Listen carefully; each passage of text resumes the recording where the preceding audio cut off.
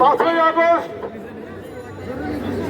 আমরা স্বৈরাচার, ফ্যাসিবাদ, ভোটচোর, লুটেরা, দুর্নীতিবাজ কালনাগিনী শেখ হাসিনার সাথে মুক্তি পেয়ে আমরা যারা শান্তিতে বসে আছি তারা ভুল বসে আছে।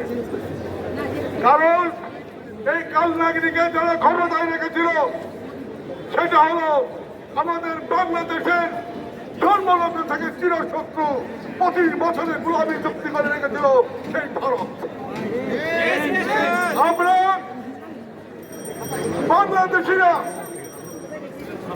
একটা কথা স্পষ্টভাবে বলতে চাই, এটা গুজরাট না, এটা দিল্লি না।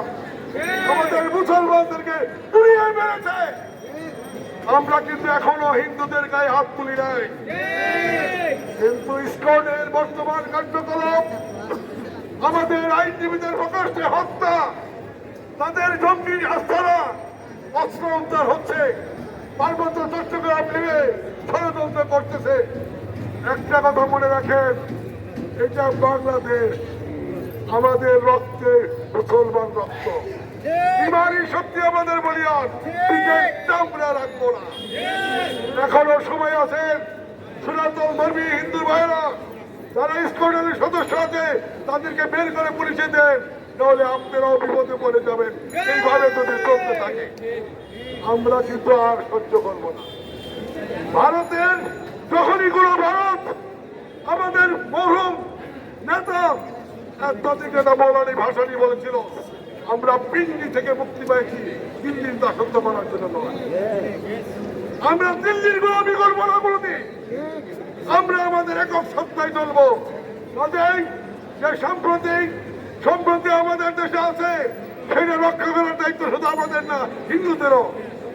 কাজেই ইসকন নামের এই কলঙ্কিত সন্ত্রাসী করতে অচিরে যদি সরকার ব্যান না করে আমরা কিন্তু বসে থাকবো না, তখন দায়িত্ব সব সরকারের উপরে আসবে ইনশাল্লাহ।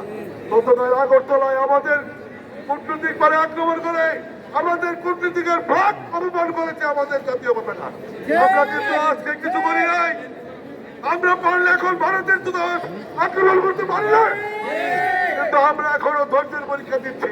আমাদের আর ধৈর্যের পরীক্ষা দেওয়া না, পিঠে চামড়া কিন্তু আমরা রাখবো না।